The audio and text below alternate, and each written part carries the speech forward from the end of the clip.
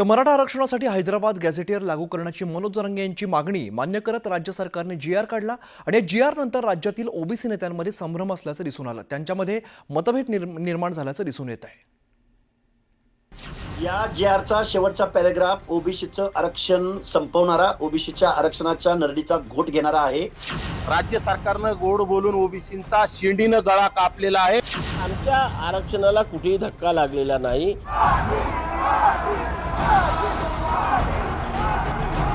मराठा आंदोलक मनोज जरांगे पाटील यांच्या 8 पैकी 6 मागण्या सरकारनं मान्य केल्या।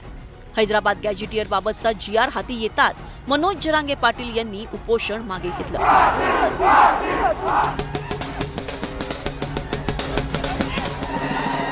राज्यभरात मराठा बांधवांनी जल्लोष साजरा केला। दुसरीकडे या जीआर वरून ओबीसींनी तीव्र नाराजी व्यक्त केली आहे। पुण्यातील महात्मा फुले वाड्यात आंदोलन करताना ओबीसी नेते लक्ष्मण हाके यांनी राज्य सरकारचा जीआर फाडलाय, तर जालन्यात ओबीसी आंदोलक आक्रमक झाले। या जीआरचा शेवटचा पॅराग्राफ ओबीसीचं आरक्षण संपवणारा, ओबीसीच्या आरक्षणाच्या नरडीचा घोट घेणारा आहे।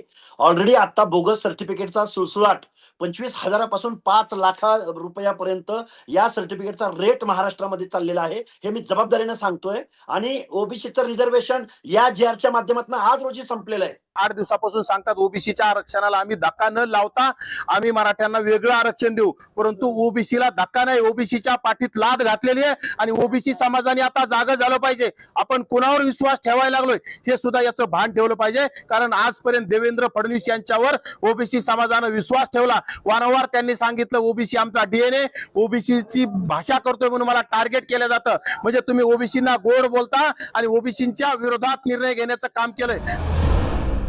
एकीकडे ओबीसी नेते जीआर विरोधात आक्रमक झालेले असताना दुसरीकडे राष्ट्रीय ओबीसी महासंघाचे अध्यक्ष बबन तायवाडे यांनी मात्र या जीआरमुळे ओबीसींचं काहीही नुकसान होणार नसल्याची भूमिका मांडली आहे।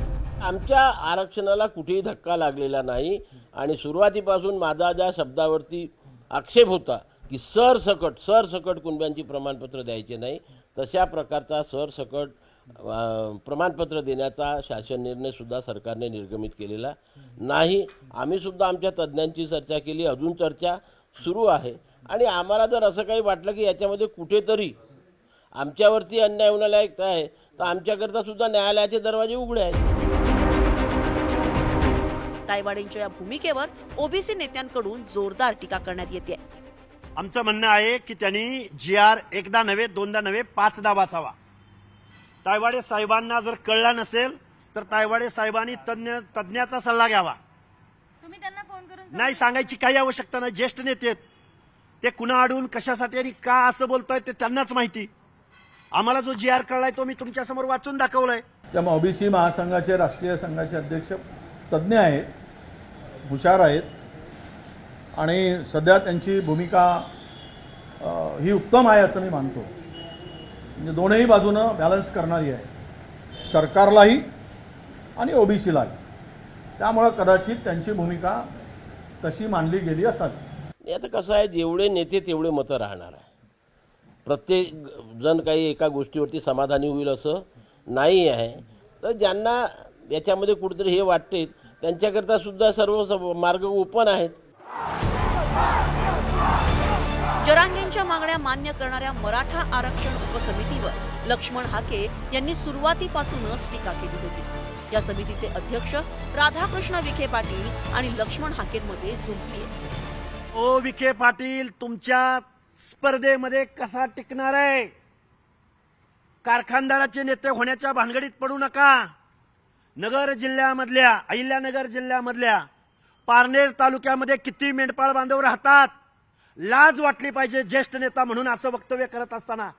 अरे आम्ही आमदार खासदाराची पोरं निश्चित नाही, पण गावगाड्यातल्या संविधानाची आणि गावगाड्यातल्या शेवटच्या घटकाची भाषा आम्ही तुमच्या समोर मांडतोय। त्यामुळे जबाबदारीने बोला। आम्हाला अंडर एस्टिमेट करायच्या भानगडीत तुम्ही पडू नका। काय कळतो तुम्हाला सोशल जस्टिस? काय सांगितलं तुम्हाला? असा जीआर करण्याचा अधिकार दिला कोणी? म्हणजे आता मी मागे लक्ष्मण हाकेंना सल्ला दिलेला आहे की तुम्ही अन्य लोकांच्या आरक्षणामध्ये का लुटबुट करता? तुमच्या राजकीय पोळ्या का बाजून घेता तुम्ही या आरक्षणाच्या मुद्द्यावर? ज्यांचं आरक्षण मिळतं त्यांना ते मिळणारच आहे। तुमचं ओबीसीचं आरक्षण कोणी काढून घेत नाही ना। मला वाटतं एखाद्या विषयाबद्दल उपसमितीचं अज्ञान आहे का आम्हाला काही कळत नाही. आता ज्यांना फार कळतं त्यांनी अतिशहानपणा करू नये एवढीच माझी अपेक्षा आहे. एकूणच जरांगे पाटलांना समितीने दिलेल्या GR वरून ओबीसी मध्ये मतभेद असल्याचं समोर आलंय.